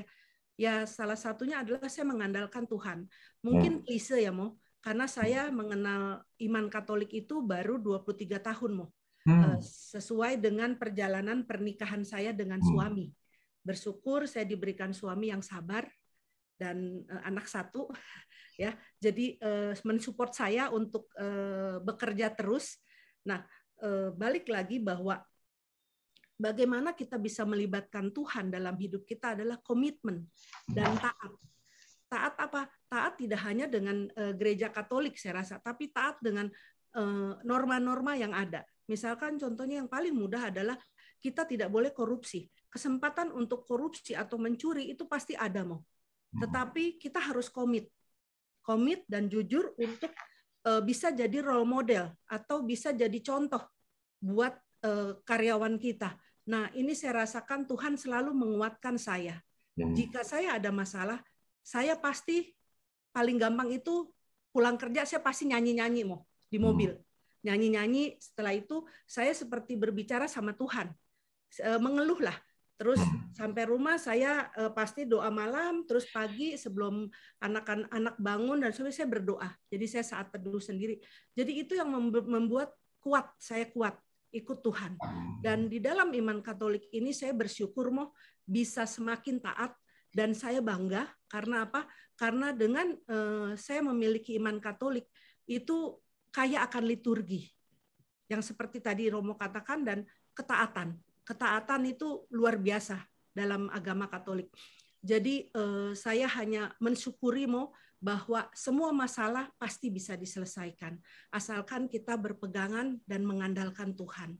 Itu saja Mo sharing saya buat ibu-ibu WK, bapak-bapak jika punya anak-anaknya menjadi HRD, jangan takut. Tuhan tidak pernah tinggalkan kita. Itu saja asalkan kita berpegang pada Tuhan. Terima kasih Romo, semoga sharing. Amin. Amin. Terima kasih banyak Ibu Linda. Singkat tetapi jelas bahwa Ibu bisa mengandalkan Tuhan karena disiplin ya, rutinitas. Jadi bukan bukan kena masalah baru doa, ada masalah baru doa. Enggak. Saya lihat ibu punya rutinitas yang konsisten. Bahkan di jalan pun menyapa Tuhan, puji-pujian, ngedumel dengan Tuhan gitu katakanlah gitu. God, how come? It's very hard for me gitu ya gitu ya. Jadi mungkin kalau saya nanti ketemu Ibu Linda ngelihat di mobil, Ibu Linda seperti ngobrol dengan apa? Dengan orang lain padahal dia sedang ngobrol dengan Tuhan gitu ya. Satu lagi mungkin mau Ya, saya selalu tidak mau, prinsip saya adalah ada do and dance-nya, yaitu saya tidak pernah mau sharing dengan lawan jenis. Jadi saya selalu kalau mau sharing, saya dengan perempuan. Kalau yang laki saya kasih lagi ke staff atau manajer lain untuk sharing. Jadi saya tetap komitmen, saya tetap sharing dengan yang perempuan. Begitu itu saya oh, tanamkan dari kalau dulu. ada ya kalau ada Ya, sesuatu yang mau curhat gitu ya Bu ya. iya, iya. Takut ada keterikatan batin. Betul, Romo. Betul, bagus sekali. Iya. Benar. Menarik sekali, Bu. Kalau saya nggak bisa membatasi, Bu. Perempuan juga harus saya terima, Bu. Dan yang banyak perempuan. Bapak-bapak carinya suster, pinter sekali gitu ya. Iya, Mo. Jadi, Bapak Ibu yang terkasih, para sharer, terima kasih banyak atas sharingnya. Sungguh sangat padat acara kita ini dengan sharing tiga dan keutamaan iman dan muncul semuanya. Dari Bapak Dian saya tertarik bahwa Bapak Dian menemukan makna akhirnya pada saat tidak mau menyalah-nyalahkan lagi. Pada saat dia tenang. Ibu Roy Mini, Nababan lah, ibu Boru Nababan, bercerita tentang apa? Bercerita tentang bahwa pada saat dia berani berserah mengandalkan Tuhan, bahkan sampai harus titik mengampuni orang yang disayangi, hanya bisa dimampukan oleh Tuhan. Dan tadi Ibu Linda berkata bahwa kesetiaan, rutinitas kepada intimitas dengan Tuhan membuat akhirnya Tuhan sungguh nyata memberikan kekuatan. Jadi Bapak Ibu yang terkasih, kalau kita kembalikan kepada tema kita, bagaimana kita menjadi seorang yang beriman yang bertanggung jawab. Menjadi seorang beriman yang bertanggung jawab adalah orang yang tidak hanya semata-mata bangga dengan iman kekatolikannya. Nggak cukup dengan berkata, sorry, saya wanita Katolik, you know, gitu. Nggak cukup, not enough. Bahkan kalau Anda ditato di sini, I am WKRI, I love wanita Katolik, gitu. Nggak cukup. Selama kita tidak hidup dalam iman Katolik kita, semua adalah pembohongan. Kita harus mengikuti, kalau kita bangga menjadi seorang Katolik, kita harus mengikuti dan hidup di dalam iman kita. Terima kasih banyak untuk acara kebersamaan ini, Ibu Meliana. Waktunya sudah keterlaluan ini. Saya serahkan. Tapi saya senang masih banyak yang bertahan di sini. Thank you. God bless you all. Baik, Romo Eko, luar biasa. Terima kasih banyak, Romo. Kita itu sampai melek tanpa kopi, loh, Mo. Nah, karena saya akan menyapa dulu suster yang datang dari, masih hadir, loh, Mo. Suster Kristina dari Merauke, yang jelas-jelas pada jam segini sudah jam 11, loh, Mo. Wow. Nah, luar biasa. Betapa kerinduan untuk menerima penyegaran rohani, ya, Mo.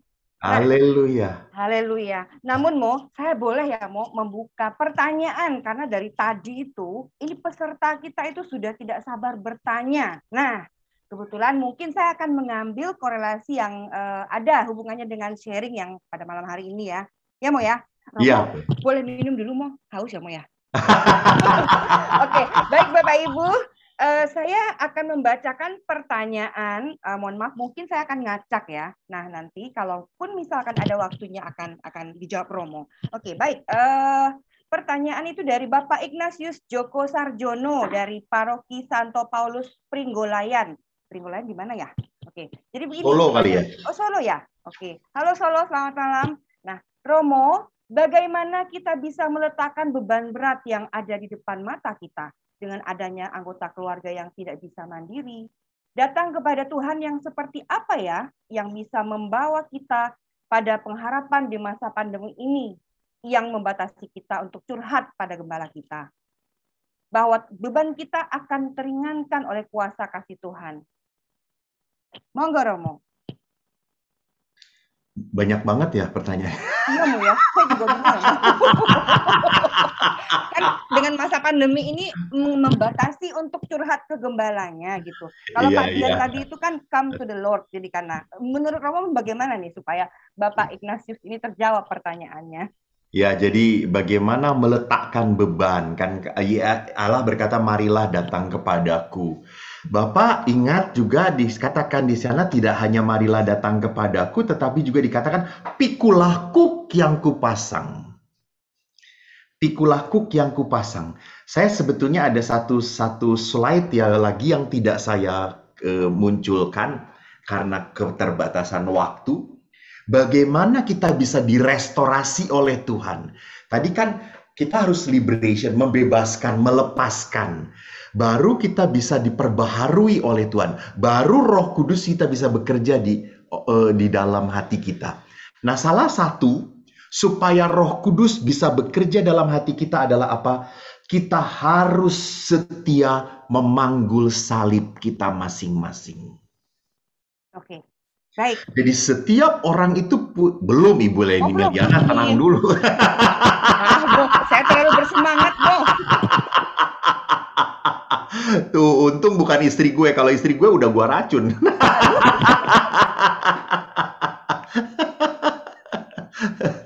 Jadi setiap orang itu punya salib. Salib itu bukan berarti semata-mata penderitaan, tapi tanggung jawab. Jadi kalau kita mempunyai anggota kita yang tidak bisa mandiri, keluarga kita yang tidak bisa mandiri, misalnya berkebutuhan khusus, yang harus kita tolong terus, harus kita bantu terus, harus kita support terus, Bapak harus masuk komunitas. Komunitas orang-orang yang maaf dalam tanda petik senasib, yang punya masalah yang sama, supaya bisa saling menguatkan. Supaya pengalaman Bapak diperkaya oleh pengalaman yang lain. Dan pengalaman Bapak pun memperkaya yang lain. Jadi orang itu biasanya mengalami salib yang berat karena apa? Karena kurang wawasan. Karena kurang mendengar penderitaan orang lain. Jadi kita seperti katak dalam tempurung gitu ya. Kalau kita katak dalam tempurung itu kita selalu berpikir penderitaan kita yang paling berat. Coba lo denger penderitaan yang lain. Anda akan merasakan, buset dia lebih berat tapi dia masih bisa kuat ya. Apa yang membuat dia kuat? Itu pentingnya sharing.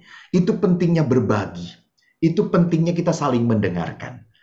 Sudah Ibu Meliana, silakan. Baik, terima kasih Romo. Semoga bisa menjawab pertanyaan Bapak Ignatius ya. Nah, ini Mo, satu lagi berhubungan dengan sharingnya Ibu Riomin yang, aduh saya sampai mau nangis Mo. Nah, pertanyaannya begini, bagaimana bila pasangan kita sudah kawin lagi, tapi mau memaafkan, tapi kenapa selalu terbayang kembali sakit hati yang dulu kita alami? Bisakah bila pasangan suatu saat mau kembali, tetapi kita berpikir untuk menjadi sahabat saja, karena takut trauma tersebut orang kembali? Apa yang harusnya dilakukan, Romo? Iya. Ingat, pengampunan itu without reserve ya. Pengampunan itu tidak bisa setengah-setengah. Pengampunan itu totalitas. Bahkan memang to forgive is not to forget gitu ya. Mengampuni itu tidak melupakan. Kita tidak mungkin melupakan pengalaman sakit. Tetapi kalau kita bisa dimampukan oleh Tuhan, tadi Boruna Baban juga mengatakan, saya dimampukan oleh Tuhan. Berkali-kali mengatakan beliau begitu loh. Saya itu dimampukan oleh Tuhan. Jadi bukan saya yang bisa memaafkan. Kalau saya yang harus memaafkan, ya Tuhan lewati pisau ini dulu, baru gua maafin gitu ya. Gua cincang itu burung dulu, baru saya maafkan gitu ya. Jadi bukan seperti itu gitu ya. Jadi kekuatan memaafkan harus dari Tuhan. Maka betul, saya bisa mengerti kenapa Ibu tadi mengatakan, oke lah saya terima kamu, udah sekarang menjadi sahabat aja lah gitu ya. Karena jadi sahabat, saya tidur sendiri, kamu juga tidur sendiri. Saya bisa mengerti kesakitan Anda. Jadi Anda kalau bisa belum menerima berarti apa? Anda belum tuntas marahnya. Anda belum tuntas liberationnya. Jadi orang itu kalau belum tuntas liberationnya, belum tuntas membebaskannya, maka dia akan setengah-setengah dalam menerima pasangannya. Dia sudah merasa jijik, kamu udah tidur dengan perempuan lain, gue udah jijik melihat kamu, gue udah jijik menerima kamu, gitu ya. Tapi lihat sebagai saya kok selalu percaya ya, wanita itu kalau selalu dilembutin, hatinya akan keluar, muncul malaikatnya. Tapi kalau wanita dikhianatin, dia akan bisa lebih jahat daripada iblis katanya gitu. Saya kata bapak-bapak, saya dengar dari bapak-bapak gitu ya. Jadi pada saat si suami ini betul-betul memperlihatkan pertobatannya, saya amat sangat yakin kok hati seorang wanita akan luluh. Karena hati seorang wanita itu dibuat dari apa? Dari daging, kata Tuhan. Semoga menjawab. Thank you. Baik, Romo. Nah, ini karena dengan iman Katolik yang satu, kudus dan apostolik, kebetulan ada satu pertanyaan yang dari 7:30 tadi masuknya. Nah, Bapak Ishak Marto Wibowo itu bertanya seperti ini, Romo, mengapa Bapak Paus mengizinkan LGBT? Ya, itu lucu ya. Saya tadi itu tiba-tiba muncul. Ibu, Bapak salah, itu Bapak salah bacanya. Bapak tidak tepat mengatakan seperti itu. Bapak Paus tidak pernah mengizinkan LGBT. Jadi LGBT selalu dilarang. Bapak Paus menerima orang-orang yang punya tendensi LGBT. Jadi Bapak Paus mengatakan orang-orang yang punya tendensi, punya kecenderungan LGBT adalah anak-anak Tuhan. Hanya tidak boleh keinginan itu disalurkan. Tidak boleh kalau dia lesbian lalu dia tertarik dengan lesbian, itu laki-laki, perempuan dengan perempuan ya. Kalau gay itu laki-laki dengan laki. Kalaupun dia lesbian punya tendensi mencintai perempuan, tidak boleh menyalurkan keinginan itu kepada perempuan. Jadi Bapak Paus tidak mau mengatakan bahwa seks itu bukan segala-galanya. Kita itu bisa hidup sebagai seorang yang bertarak. Bertarak itu melawan kecenderungan keinginan seksualitas gitu ya.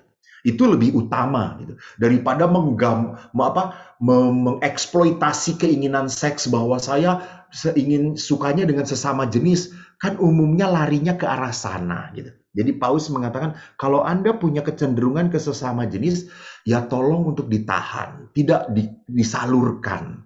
Bertaraklah gitu. Dan Paus menerima mereka masih boleh komuni, mereka masih boleh pengampunan dosa, mereka masih boleh menerima sakramen apapun gitu ya. Asal tidak menyalurkan hasratnya itu dengan seenaknya sendiri. Itu Pak. Jadi bukan Paus menerima LGBT, tidak pernah Paus sampai kapanpun sesama lesbian menikah dan sesama gay menikah tidak akan diterima di dalam gereja Katolik. Terima kasih. Baik, terima kasih Romo. Ini kemudian ada pertanyaan dari ujung Pulau Jawa, dari Surabaya. Dan ada juga Suster Hendrika dari Surabaya. Halo Suster Hendrika. Nah, pertanyaan dari Ibu Citra dari Surabaya ini, saya mau mengapresiasi acara virtual ini. Hebat. Pertanyaan untuk Romo Eko, kapan KWI, Gereja Katolik Indonesia, bersikap mengenai anti korupsi? Bapak Paus sudah mengeluarkan dekret anti korupsi Vatikan berdasarkan konvensi anti korupsi PBB. NKRI pun sudah punya KPK. Sudah saatnya Gereja Katolik bersikap supaya mencegah terjadinya umat maupun pimpinan yang menyalahgunakan wewenang hingga memicu korupsi. Lalu insight untuk ke depannya, semoga ada konsili Vatikan ketiga atau temu moderator untuk membahas era evangelisasi di era digital. Terima kasih sebelumnya. Monggo Romo.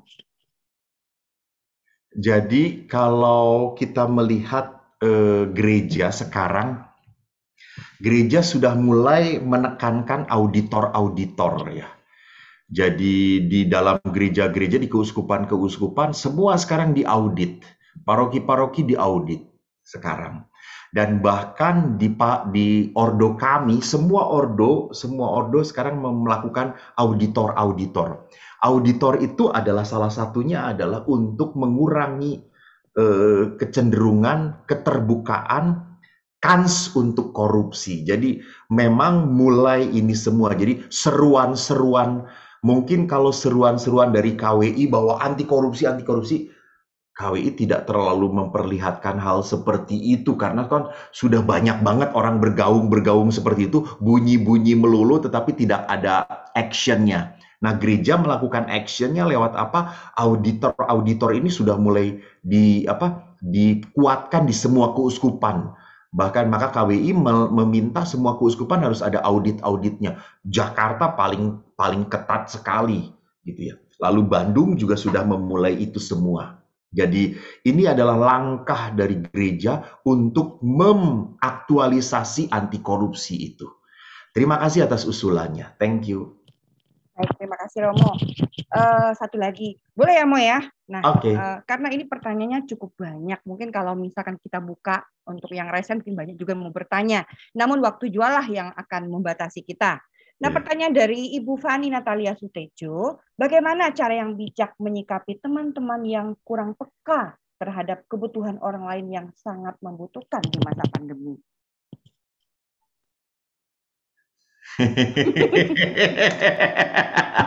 Aduh, ketawa Romo tuh khas banget ya.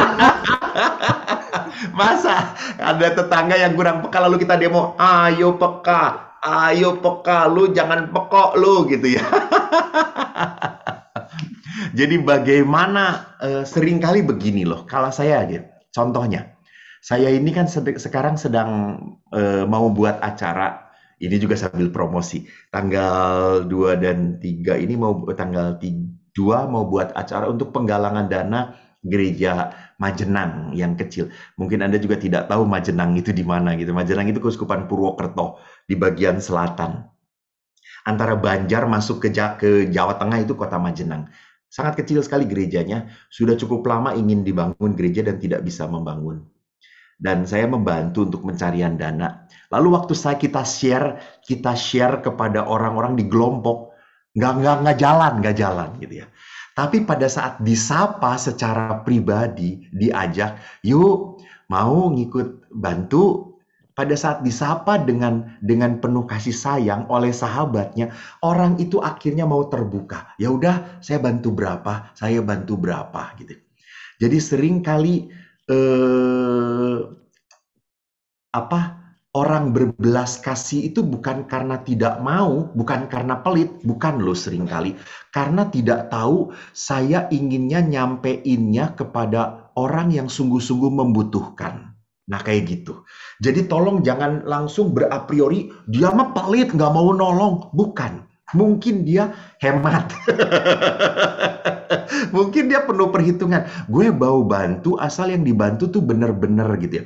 Jadi kita memberikan info yang benar-benar, info yang sangat canggih, info yang sungguh sangat valid kepada dia, dan akhirnya dia pun tertarik untuk menolong gitu. Nah, kalau di lingkungan bagaimana? Kalau di perumahan, ya kalau di perumahan juga kita kan bisa ngomong pada saat pertemuan Zoom, diomongin, terima kasih sudah pada membantu, halo, ayo, ada yang lain mau membantu atau tidak gitu. Dan sekali lagi, jangan dipermalukan, ibu ini kayak kok nggak mau membantu sih gitu ya. Itu namanya ngajak perang gitu ya. Saya yakin pertemuan berikutnya dia tidak akan datang gitu. Jadi jangan pernah ingat bacaan kemarin terakhir di dalam Injil, bagus sekali. Jangan pernah menjadi batu sandungan kepada umat. Jadi batu sandungan itu artinya apa? Menjadi orang tidak bisa dekat pada gereja, dekat pada Tuhan. Kita harus menjadi orang yang bisa membuat orang bertemu dengan Allah. Jadi kalaupun dia masih menutup, ya kita ajak perlahan-lahan, nanti suatu saat hati dia pun mulai terketuk. Terima kasih, semoga menjawab Ibu Meliana. Baik, Romo. Ini ada lagi tentang... Udah jam 9, Bu. Oh, sebentar lagi. Oke, satu lagi ya. Bapak Ibu, semoga masih tetap setia. Belum ada yang live loh, Mo. Saya udah mau live. Satu lagi. Mau maem, lapar. Oke, mau satu lagi ya Bapak Ibu ya. Nah, ini Romo, bagaimana menurut pendapat Romo jika seseorang menerima hosti di gereja Katolik, padahal yang bersangkutan beragama Kristen? Sudah diberitahukan tetapi tetap maju ambil hosti. Tuh, kasus berbeda dengan teman Romo yang misdinar itu loh, Mo. Ini kan masih saudara sepupu, toh, Mo. Gimana? Silahkan mau dijawab. Jadi kalau orang itu nekat, Kan orang itu nekat toh ya kalau di sini toh namanya toh. Berarti harus diberitahu kepada romo atau prodiakonnya. Kalau perempuan itu misalnya dia bukan Katolik dan dia belum punya hak, belum diterima di dalam gereja Katolik. Jadi kalau orang itu datang, prodiakonnya aja suruh memberikan tanda salib begitu ya. Jadi sekali lagi tidak perlu dipermalukan secara umum gitu. Ibu kan belum Katolik, woi gitu. Apalagi pakai corong. Halo, yang jangan Katolik, ibu ini jangan Katolik, jangan terima, ya nggak perlu kayak gitu. Jadi kita memberitahu kan di situ kan ada tata laksana toh. Di setiap paroki kan ada tata laksana. Nah tata laksana ini yang menginformasikan. Ibu itu yang selalu ngambil kan ketahuan toh. Ibu itu datang duduknya di sini, pasti dia mengambil komunnya ke sini. Nah sudah diberi warning gitu bahwa ibu ini nanti tidak diberi komuni tapi memberi tanda salib gitu. Baik. Semoga semua pertanyaan yang tadi sudah dilontarkan cukup terjawab ya Romo ya. Kagum saya semuanya, semangat. Tepuk tangan untuk ibu-ibu WK, tepuk tangan untuk Anda semua. Thank you. Tuhan.